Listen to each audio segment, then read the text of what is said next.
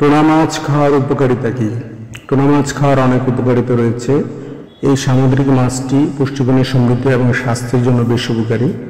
Tuna মাছ খাওয়ার কিছু প্রধান উপকারিতা তুলে ধরা হলো। উচ্চমানের প্রোটিন। টুনা মাছ উচ্চমানের প্রোটিনের একটি উৎকৃষ্ট উৎস। এটি পেশি গঠন ও মেরামতে সাহায্য করে। Omega 3 fatty acid. টুনায় প্রচুর পরিমাণে ওমেগা 3 ফ্যাটি অ্যাসিড রয়েছে। এটি হৃদরোগ প্রতিরোধে সাহায্য করে এবং মস্তিষ্কের স্বাস্থ্য উন্নত করে। ভিটামিন ও খনিজ। টুনায় vitamin B12, vitamin D, iodine, selenium প্রভৃতি পুষ্টি উপাদান রয়েছে।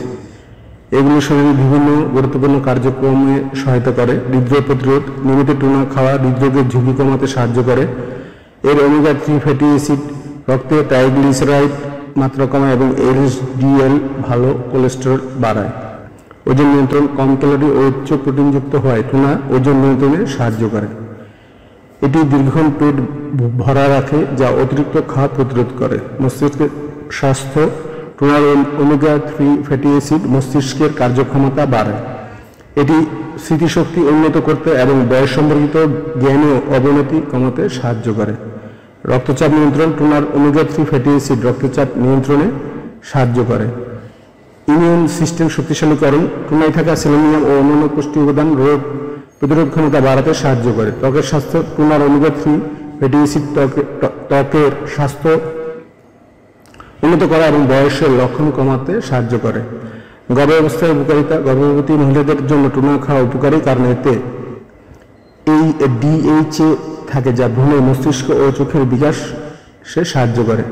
যদিও টুনা মাছ খাওয়ার অনেক উপকারিতা রয়েছে, তবে এর পারদ সামগ্রী নিয়ে সতর্কতা অবলম্বন করা উচিত। বিশেষ করে গর্ভবতী মহিলা, শিশু এবং বয়স্কদের ক্ষেত্রে সীমিত পরিমাণে খাওয়ার পরামর্শ দেওয়া হয়। সর্বোত্তম ফলাফলের জন্য একজন পুষ্টিবিদের পরামর্শ নেওয়া যেতে পারে। টুনা মাছকে ইংরেজিতে টুনা বলা হয়। এটি একটি সাধারণ নাম যা বিভিন্ন প্রজাতির সামুদ্রিক মাছকে বোঝায়। টুনা মাছের কিছু বিশেষ প্রজাতির ইংরেজি নাম দেওয়া হলো: yellowfin tuna, bluefin tuna, albacore tuna, skipjack tuna, bigeye tuna. এই মাছগুলো বিশ্বব্যাপী জনপ্রিয় এবং বাণিজ্যিকভাবে গুরুত্বপূর্ণ। তাদের মাংস প্রোটিন সমৃদ্ধ এবং বিভিন্ন ধরনের খাবারে ব্যবহৃত হয়। তো বন্ধুরা, আজকে এই পর্যন্ত। আগামীতে নতুন নতুন তথ্য নিয়ে হাজির হবো। সে পর্যন্ত আল্লাহ হাফেজ।